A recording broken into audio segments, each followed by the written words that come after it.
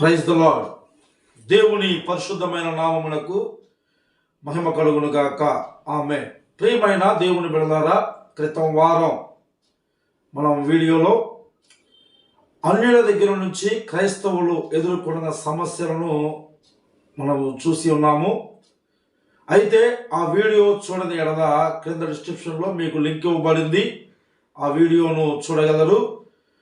మరి ఈరోజు మరి ఒక ప్రశ్నతో మీ ముందుకు రావడం జరిగింది. ఆ ప్రశ్నకు సమాధానం ఇవ్వడానికి మన మధ్యలోనికి గుడివాడ ప్రాంతం నుంచి మువ్వల అనిల్ కుమార్ గారు మన మధ్యలో ఉన్నారు. వందనాలండి. వందనాలండి. ఈరోజు ప్రశ్నగా, దేవుడు ఒకని మనస్సును బలవంతముగా మారుస్తాడా? వండర్ఫుల్ క్వశ్చన్ అండి. ఎందుకంటే చాలా మందికి అర్థం కావాల్సింది, తెలియాల్సింది. సో బైబిల్ని మనం జాగ్రత్తగా గమనిస్తే, సో బైబిల్లో రాయబడి ఉన్న దాని ప్రకారం దేవుడు ఎవరి మనసును కూడా బలవంతంగా మార్చడు. ఓకే. అయితే బైబిల్ గ్రంథంలో కొన్ని రెఫరెన్స్లో హృదయమును కఠినపరిచినట్లుగా, మనసును కఠినపరిచినట్లుగా కొన్ని సందర్భాల్లో మనం చూస్తాము. వాటి గురించి ఏమన్నా మాకు తెలియపరుస్తారా? నిర్గమాకాండంలో చూసినట్లయితే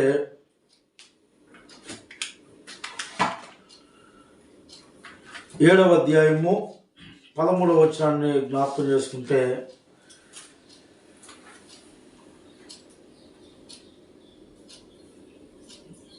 నిర్గమాకాండము 7వ అధ్యాయము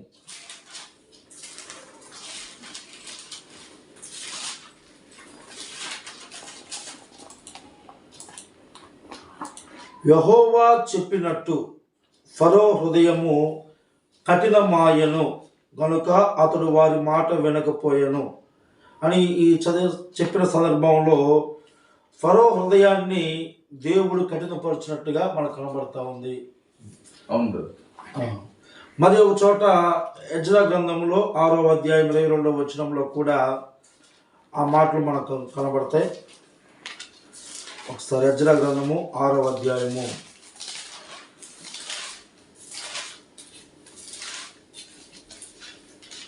22వ వచనము. ఏలయనగా ఇశ్రాయేలీయుల దేవుని మందిరపు పని విషయమై వారి చేతులను బలపరచుటకు యెహోవా అష్షూరు రాజు హృదయమును వారి వైపు త్రిప్పి వారిని సంతోషింపజేసను. ఇక్కడ హృదయమును కూడా త్రిప్పినట్టుగా, అక్కడేమో ఫరో హృదయాన్ని కఠినపరచినట్టుగా అంటే కనబడతా ఉంది. దీని యొక్క అర్థాన్ని చెప్పగలరు? Wonderful brother. నన్ను మీరు అడగడం, ఒకరి మనస్సును దేవుడు బలవంతంగా మారుస్తాడా అని అడిగారు. సో బలవంతంగా మార్చడు అని మనం చూసాం. అయితే ఇక్కడ అతని హృదయాన్ని ప్రేరేపించాడు అని కనబడుతుంది, లేదా ఫరో హృదయాన్ని కఠినపరిచాడు అని కనిపిస్తుంది. కాబట్టి దేవుడు మనుషుల హృదయాన్ని మారుస్తాడు. అయితే మీరు ముందు అడిగిన ప్రశ్న ఏంటంటే, బలవంతంగా మారుస్తాడా? సో బలవంతంగా మార్చడం లేదు. మరి అతని హృదయాన్ని ఎందుకు కఠినపరిచాడు, లేదా ఇతని హృదయాన్ని ప్రేరేపించాడు? కొన్నిసార్లు చూస్తే ఫరో తనే తన హృదయాన్ని కఠినపరుచుకున్నట్లుగా మనకు అక్కడ కనిపిస్తుంది. కొన్నిసార్లు చదివితే దేవుడే కఠినపరిచాడని కనిపిస్తుంది. సో కొన్నిసార్లు దీన్ని కన్ఫ్యూజ్ అవుతాం. ఇంతకీ తను కఠినపరుచుకున్నాడా ఫరో, లేదంటే ఫరో హృదయాన్ని దేవుడు కఠినపరిచాడా? రెండు వచనాలు కూడా బైబిల్లో ఉన్నాయి. నిర్గమకాండంలోనే రెండు మనకు కనిపిస్తాయి. సో ఇది మనకు బాగా అర్థం కావడానికి కొన్ని ఉదాహరణల ద్వారా మనం తేలిగ్గా అర్థం చేసుకోవచ్చు.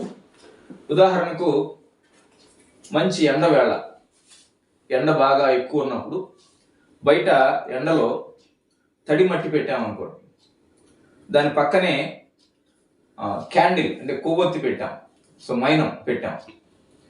అదే సూర్యుడు బాగా ప్రకాశిస్తున్నప్పుడు ఈ తడి మట్టి గట్టిపడుతుంది, సో మైనం కరిగిపోతుంది. ఇప్పుడు దాన్ని గట్టిపరిచింది ఎవరు? సూర్యుడు. సో దీన్ని కరిగించింది ఎవరు? సూర్యుడే. కాబట్టి ఇప్పుడు సూర్యుడు వీళ్ళిద్దరి విషయంలో, అంటే ఈ రెండు పదార్థాల విషయంలో పక్షపాతం వహిస్తున్నాడా? ఏమంటారు మీరు? దేవుడు పక్షపాతంగా ఒకదాన్ని గట్టిపరిచి ఒకదాన్ని మెత్తనపరచడంలో సూర్యుడికి పక్షపాతం ఏమైనా ఉందనుకుందామా? లేదు. సూర్యుడికి పక్షపాతం లేదు, కానీ దాని స్వభావాన్ని బట్టి ఒకటి గట్టిపడుతుంది, ఒకటి మెత్తనవుతుంది. అలాగే మనుషులు వాళ్ళ స్వభావాన్ని బట్టి దేవుడు వాళ్ళని హెచ్చరించినప్పుడు, కఠినంగా గద్దించినప్పుడు, లేకపోతే వాళ్ళకు కొన్ని విషయాలు చెప్పినప్పుడు కొంతమంది హృదయం కఠినమవుతుంది, గట్టిపడుతుంది. కొంతమంది హృదయం మెత్తనవుతుంది. లేదా దేవుడు కొంతమంది మనుషులతో మాట్లాడినప్పుడు కొంతమంది హృదయం ఇంకా కఠినమైపోతుంది, కొంతమంది మెత్తనవుతుంది. మన ఇంట్లో పిల్లలు ఉన్నారనుకోండి, మీకు 2 పిల్లలు ఉంటే ఇద్దరిని మీరు శిక్షించారు. ఒకడు తన మనసును కఠినం చేసుకుంటాడు, ఇంకొకడు మెత్తనైపోయి మీరు చెప్పినట్టుగా చేయొచ్చు. ఇది మీలో ఏం తప్పులేదు, ఇక్కడ వాళ్ళల్లో తేడా ఉంది. కాబట్టి మనుషులు, ముఖ్యంగా ఫరో లాంటి వాళ్ళు దేవునికి వ్యతిరేకమైన స్వభావంతో ఆల్రెడీ నింపబడ్డారు. వాళ్ళ హృదయం అంతా దేవునికి వ్యతిరేకంగానే ఉంది, స్వార్థపూరితంగానే ఉంది. దేవుని ప్రజలకు వ్యతిరేకమైన భావాలు అతని మనసులో ఉన్నాయి. కాబట్టి అలాంటి వ్యక్తిని దేవుడు పిలిచి, నువ్వు నా ప్రజల్ని బయటికి పంపించు, వాళ్ళకు అంటే వాళ్ళు చేసే పనంతా ఆగిపోవాలి అని ఈ విధంగా చెప్పడం అతనికి ఇంకా కోపాన్ని తెప్పించింది. బహుశా అలా చూస్తే దేవుడు కఠినపరిచాడని చెప్పుకుంటాం, కానీ వాస్తవానికి దేవుడు బలవంతంగా కఠినపరచలేదు. సో అతని స్వభావం అది, ఆయన హెచ్చరించడాన్ని బట్టి అది కఠినమైంది. కాబట్టి దేవుడు చేశాడని చెప్పొచ్చు, కానీ ముందు మనం అనుకున్నట్టుగా బలవంతంగా దేవుడు మార్చడం అయితే కాదు. అలాగే మరొక రాజు హృదయాన్ని ప్రేరేపించడం కావచ్చు, సో మరొక వ్యక్తి హృదయాన్ని మార్చడం కావచ్చు. సో అవన్నీ కూడా అతని హృదయ స్థితిని బట్టి అతను తీసుకునే నిర్ణయమే తప్ప ఇలాగే జరగాలి అని దేవుడు శాసించడం, లేదంటే నిర్దేశించడం, నీ తలరాత ఇంతే అని చెప్పి దాన్ని డిసైడ్ చేయడం అన్నది కాదు అని బైబిల్లో చాలా వాక్యాలను బట్టి మనం అర్థం చేసుకోవచ్చు. అయితే ఇప్పుడు మీరు చెప్పిన దాన్ని బట్టి దేవుడు మనస్సును మార్చగలడు, కానీ బలవంతంగా మార్చడు. బలవంతంగా కూడా మార్చగలడు, నేను మార్చలేడు అని చెప్పలేదు, నీతో మార్చడం లేదు అని చెబుతున్నాను. సో బైబిల్లో మనం కనిపించే దాన్ని బట్టి ఆయన అలా మార్చడం లేదు, బలవంతంగా మార్చడం లేదు. ఎందుకంటే ఆయన సర్వ సృష్టికర్త కాబట్టి, మనిషిని చేసింది ఆయనే, మనిషికి నట్ అండ్ బోల్ట్ బిగించింది ఆయనే, హార్డ్వేర్ సాఫ్ట్వేర్ అన్ని ఆయనే చేశాడు. కాబట్టి దేన్నైనా మార్చే సామర్థ్యం దేవునికి ఉంది. ఒకవేళ ఎప్పుడైనా బలవంతంగా మార్చాలంటే మార్చగలడు కూడా, కానీ అలా చేయడం లేదు అని బైబిల్ అంతా కూడా చెబుతుంది. బైబిల్లో చాలా వచనాలు మనిషికి స్వాతంత్రాన్ని ఇవ్వడం, మనిషి నీ ఇష్ట ప్రకారం నువ్వు చెయ్యి అని చెప్పడం మనకు కనబడుతుంది. ఏదేని తోట దగ్గర నుంచి కూడా ఈ విషయాన్ని మనం చూడొచ్చు. ఆదాముకి చాయిస్ ఇచ్చాడు, తను తీసుకున్న నిర్ణయాన్ని బట్టే తనకి జీవమైన మరణమైన. ఈ రోజుకి మనకంతే, నువ్వు ప్రభు దగ్గరకు వచ్చి ఆయన విశ్వాసం ఉంచితే నీకు రక్షణ ఉంది, నిత్య జీవం ఉంది, లేకపోతే లేదు. ప్రతి సమయంలో కూడా దేవుడు మనిషికి స్వేచ్ఛనిస్తున్నాడు. బలవంతంగా మార్చలేడా? మార్చగలడు, కానీ ఆయన మార్చటం లేదు. ఆయన ఇష్టపూర్వకంగానే మారుస్తున్నట్టుగా బైబిల్ గ్రంథం అంతా కూడా మనకు తెలియజేస్తుంది బ్రదర్. అయితే ఒక వ్యక్తి మనసు మారాలి అంటే దేవుని సహాయం అవసరమా, లేదా తనంతట తానే మనసు మార్చుకోగలడా? తనంతట తాను మార్చుకోగలడు. కొన్ని మంచి విషయాలకు దేవుని సహాయం కావాల్సిందే. ఇప్పుడు దేవుని ప్రమేయం లేకుండా చాలా మంది లోకంలో ఉన్నారు. ఆయా చోట్ల దేవునితో సంబంధం లేని వ్యక్తులు, వాళ్ళల్లో ఎవరు ఎప్పుడూ మనసు మార్చుకోలేదంటారా? కాబట్టి వాళ్ళల్లో చాలాసార్లు వాళ్ళ మనసులు మారుతూ ఉన్నాయి. అయితే ఒక మంచి పని చేయడానికి, లేదా మంచి పని చేసే సామర్థ్యాన్ని కలిగి ఉండడానికి తప్పనిసరిగా దేవుని సహాయం కావాలి. ముఖ్యంగా రక్షించబడే విషయం, తన పాపం విషయంలో పశ్చాత్తాపడే విషయం తప్పనిసరిగా దేవుని సహాయం కావాలి. ఎందుకంటే మనిషి ఒకవేళ ప్రయత్నించవచ్చు, కానీ తను సక్సెస్ కాలేడు. అందుకు తను సక్సెస్ అవ్వాలంటే దేవుని సహాయం కావాలి. అక్కడ కూడా దేవుడు బలవంతంగా మార్చడం లేదు. సో తనకి ఇష్టమైంది, తను ఒకవైపు కొంచెం దేవుని వైపు తిరిగాడు, దేవుడు అతనికి చెయ్యందించి ఆయన పూర్తిగా మారడానికి సహాయం చేస్తా ఉన్నాడు. ఒక వ్యక్తి మనసు మార్చుకుంటున్నాడు అంటే మారు మనసు పొందుతున్నట్లే. ఓకే, చెప్పండి, మీరు చెప్పండి. అయితే ఇప్పుడు కొన్ని సందర్భాల్లో బయట ఎదుర్కొనే సమస్య ఏదంటే, ఒక వ్యక్తి మారు మనసు పొందినప్పుడు ఒక సేవకుడి ద్వారా ప్రేరేపించబడి, ఒక దేవుని బిడ్డ ద్వారా ప్రేరేపించబడి బలవంతంగా మారుస్తున్నారు అనే విషయాలు వచ్చినప్పుడు, ఇక్కడ మనం చూసి ఇప్పుడు దాకా మనం మాట్లాడుకున్న విషయాల్లో బలవంతంగా దేవుడు మార్చుడు అన్నారు. మరి ఇలాంటి వ్యక్తులు ఆ మాటలు మాట్లాడినప్పుడు మనం ఎలా స్పందించాలి? అంటే ఇప్పుడు మీరు చెబుతున్నది ఏంటంటే, క్రైస్తవులు సువార్త ప్రకటించి లేదా ఏదో ఎర చూపించి ఇతరుల మనసుల్ని బలవంతంగా మారుస్తున్నారు అని కొంతమంది చెబుతున్నారు. అంటే ఇక్కడ దేవుని ప్రస్తావన లేదు, క్రైస్తవులే బలవంతంగా మారుస్తున్నారు అని కొంతమంది చెబుతున్నారు అని అంటున్నారు. అంతే కదా మీరు చెప్పేది? అంటే ఇంతకు ముందేమో మనం దేవుడు మారుస్తాడా లేదా అని చూసాం, దేవుడు బలవంతంగా మార్చడం లేదు. అయితే ఇప్పుడు క్రైస్తవులు ఎవరినైనా బలవంతంగా మారుస్తున్నారా, మార్చే సామర్థ్యం ఉందా అని ఈ విషయాన్ని ఆలోచించేయాలి. అయితే మనిషికి ఏ మనిషి మనసును బలవంతంగా మార్చే సామర్థ్యం లేదు, అసలు మనిషిని మార్చే సామర్థ్యమే లేదు. అయితే మనం ఏం చేయగలం అంటే విషయాన్ని ఒక వ్యక్తికి వివరించగలం. టీవీలో చాలా యాడ్స్ వస్తూ ఉంటాయి, ఆ యాడ్స్ చాలా రెచ్చగొడుతూ ఉంటాయి, ఉద్రేకానికి గురి చేస్తూ ఉంటాయి. కానీ ఆ వ్యక్తి నిర్ణయం తీసుకోవాల్సింది ఆ వ్యక్తే. వీళ్ళు బాగా టెంప్ట్ చేస్తూ ఉంటారు, కానీ ఎవరికి వాళ్ళు ఇండివిజువల్గా నిర్ణయం తీసుకుని ఈ వస్తువు నేను కొనాలా వద్దా అని నిర్ణయించుకుంటారు. క్రైస్తవులు సువార్త ప్రకటించినప్పుడు ఇదిగో ఇది ఇది విషయం, దేవుడు ఇలా, మనిషి ఇలా, పాపం ఇలా, రక్షణ ఎలా వస్తుంది అని విషయాన్ని ప్రజెంట్ చేసినప్పుడు ఆ వ్యక్తి కనుక విశ్వసించడానికి ఇష్టపడితే పరిశుద్ధాత్ముడు ఆ వ్యక్తిలో కార్యం చేసి ఆ వ్యక్తిని మారుస్తాడు తప్ప ఏ క్రైస్తవులు బలవంతంగా మార్చరు. ప్రభువు కూడా బలవంతంగా మార్చమని చెప్పలేదు. పైగా ఒకవేళ ఆ వ్యక్తికి ఇష్టం లేకపోతే ఆ ఇంటిని వదిలిపెట్టి వేరే ఇంటికి వెళ్ళిపోండి అని ప్రభువు చెప్పాడు తప్ప బలవంతంగా ఎవరిని మార్చమని చెప్పలేదు. ఆయన మార్చడు, తన శిష్యులకు కూడా చెప్పలేదు. కాబట్టి క్రైస్తవ్యంలో బలవంతపు మత మార్పులు లేవు అని అర్థం చేసుకోవాలి. ఓకే, ఒక వ్యక్తి దేవుని ప్రమేయం లేకుండా, ఒక దేవుని బిడల మాటల ప్రమేయం లేకుండా ఒక వ్యక్తి మారు మనసు పొందటం ఎలా, ఒక వ్యక్తి తన మనసును మార్చుకోవటం ఎలా? మనకి మీరు మారు మనసు అంటున్నారు అంటే ఒక మంచి పని చేయడానికి, పాపం విషయంలో తను పూర్తిగా వేరే అభిప్రాయానికి రావడానికి, దేవుని విషయంలో తన అభిప్రాయాన్ని సరిచేసుకోవడానికి, సువార్తను అంగీకరించడానికి. కానీ ఈ విషయాలకు దేవుని ఆత్మ సహాయం తప్పనిసరిగా కావాలండి. అయితే ముందు ఆ వ్యక్తికి ఇష్టమైతే, ఆ వ్యక్తి యేసు ప్రభునందు విశ్వాసం ఉంచితే తను మారడానికి ప్రభు తప్పకుండా సహాయం చేస్తారు.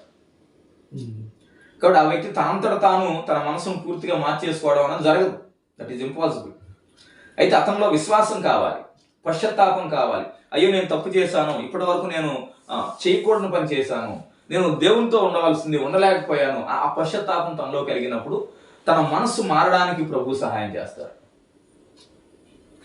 ఓకే సరే, అయితే దేవుడు ఒక వ్యక్తిని బలవంతంగా మనస్సు మార్చడు అనడానికి ఏమన్నా బైబిల్ ఆధారాలు ఏమైనా ఉన్నాయా సార్?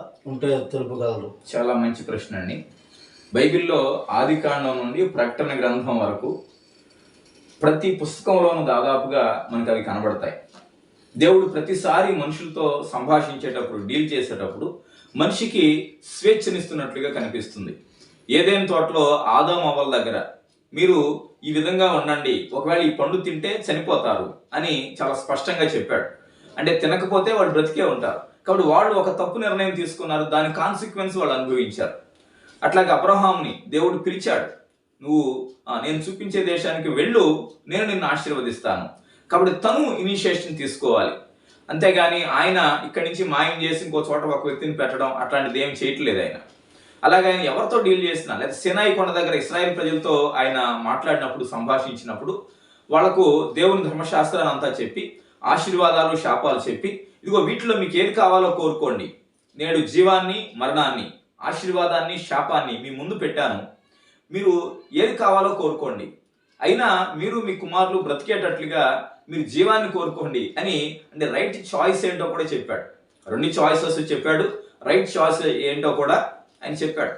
లేదా ఆయా వ్యక్తులు పాపం చేసినప్పుడు దేవుడు ఇదిగో ఈ పాపం చేసావు కాబట్టి నీ రాజ్యాన్ని నేను తీసేస్తున్నాను, నువ్వు ఇలా చేసావు కాబట్టి నీకు నేను దీన్ని ఇస్తున్నాను అని. ఇట్లా ప్రతి సందర్భంలోనూ మనిషి యొక్క బాధ్యతను లేదా మనిషి యొక్క ఆ ఫ్రీడమ్ని దేవుడు తెలియజేయడం మనం చూస్తాం.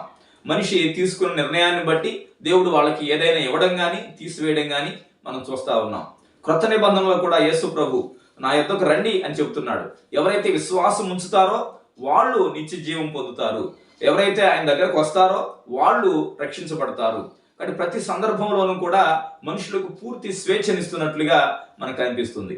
ప్రకటన గ్రంథం చివరి పుస్తకం సో అక్కడ కూడా మనకు కనిపించేది ఏంటంటే, సో మీరు ఎవరైతే నా స్వరం విని తలుపు తీస్తారో నేను లోపలికి వస్తాను, మేము కలిసి భోజనం చేస్తాం. ఈ మాటలు కూడా ఎదుటి వ్యక్తికి స్వతంత్రాన్ని ఇస్తున్నట్లుగా, వాళ్ళకు కూడా ఇష్టమైనప్పుడే ఆయన వారితో సహవాసం చేస్తున్నట్టు కనబడుతుంది. ఆ తర్వాత కూడా చివరి 19వ అధ్యాయం వరకు మనం కొనసాగుతూ ఉంటే అక్కడ కూడా మనుషులు వాళ్ళు ఇష్టపూర్వకంగా తిరిగితేనే వాళ్ళని ఆయన చేర్చుకున్నాడు. చాలా మంది అనేక అద్భుతాలు సూచక్రియలు చూసి కూడా వాళ్ళ మనస్సును మార్చుకోలేదు.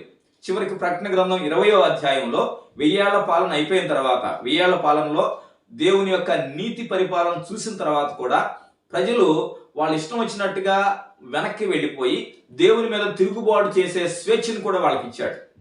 ఒకవేళ దేవుడు స్వతంత్రాన్ని ఇవ్వకపోతే ఆ ప్రజలు ఎవరో కూడా తిరుగుబాటు చేసే అవకాశమే లేదు. కాబట్టి బైబిల్ అంతటి సారాంశాన్ని మనం అర్థం చేసుకుంటే, బైబిల్ అంతటిలో కూడా దేవుడు మనిషికి పూర్తి స్వేచ్ఛనిచ్చాడు. బలవంతపు మార్పిడులు దేవుని దగ్గర లేవు, దేవుని బిడ్డలు కూడా చేయకూడదు. ఇది బైబిల్ని అర్థం చేసుకున్నప్పుడు మనకు అర్థమయ్యే విషయాలు. ఓకే, చాలా మంచిదండి. ఈ యొక్క వీడియో గుండా దేవుడు ఒకరి మనస్సును బలవంతంగా మార్చుననే టాపిక్ గురించి మాట్లాడుకున్నాం. ఈ యొక్క మాటను బట్టి మా వ్యూవర్స్కి మీరు ఇచ్చే సలహాలు ఏమన్నా చెప్పగలరు? చాలా సంతోషం బ్రదర్. దేవుడు ఎవరిని కూడా బలవంతంగా మార్చాలనుకోవడం లేదు. అలాగే క్రైస్తవులు కూడా బలవంతంగా ఎవరిని మార్చలేరు. అలా మార్చమని ఆజ్ఞ కూడా లేదు. ప్రతి ఒక్కరికి దేవుడు స్వేచ్ఛనిచ్చాడు. ఈ స్వేచ్ఛను ఉపయోగించి దేవునికి లోబడడానికి ఇష్టపడదాం, దేవునికి విధేయత చూపించడానికి ఇష్టపడదాం. ఒకవేళ ఎవరినైనా మార్చగలను అనే ఒక తప్పు అభిప్రాయంలో ఉంటే ఈరోజే ఆ అభిప్రాయాన్ని సరి చేసుకుందాం. స్వార్థ మాత్రం ప్రకటించగలం, మనసును మార్చేది దేవుడే. అది కూడా ఆ వ్యక్తి యొక్క ఇష్టాన్ని బట్టి. ఇది బైబిల్ మనకు సెలవిచ్చే మాట. కాబట్టి ముందుగా దేవుని వాక్యానికి రెస్పాండ్ అవ్వాల్సింది ఆ వ్యక్తే. కాబట్టి ఈ విషయాలను జాగ్రత్తగా అర్థం చేసుకుందాం. మనం పూర్తిగా ప్రభువు మీద ఆధారపడదాం. ఇతరులకు ప్రకటించేటప్పుడు సువార్తను మాత్రమే ప్రకటిద్దాం. నేను 10 మందిని మార్చాను, 20 మందిని ఇలా చేశాను అని చెప్పి ఎవరు చెప్పుకోవాల్సిన అవసరం లేదు. నేను 20 మందికి సువార్త ప్రకటించాను అని చెప్పండి, అది సమంజసంగా ఉంటుంది. సో ఆ వ్యక్తి ఇష్టపడాలి, ప్రభు ఆ వ్యక్తిని మార్చాలి. సో అలాంటి సరైన అవగాహన కలిగి ప్రభు రాజ్యం కోసం నమ్మకంగా పనిచేయడానికి దేవుడు మనకు అందరికీ సహాయం చేయనుగాక. ఆమేన్. చాలా వందనాలండి. వినాలి కదా, దేవుడు ఎవరి మనసును కూడా బలవంతంగా మార్చడు అనే విషయం మీద ఇంతవరకు మాట్లాడుకున్నాం, చక్కగా తెలియపరిచారు. ఈ యొక్క విషయంలో ఇంకా మీకు ఏమైనా డౌట్లు ఉన్నాయా, ప్రశ్నలు, లేకపోతే మీ యొక్క ఆలోచనలు, అభిప్రాయాలు ఏమైనా ఉంటే మాకు కామెంట్ రూపంలో తెలియపరచండి. మీకు సమాధానం ఇవ్వడానికి మేము ప్రయత్నం చేస్తాము. మరి ఒక ప్రశ్నతో వచ్చే వారం మేము ముందుంటాము. అంతవరకు సెలవు. అందరికీ వందనాలు.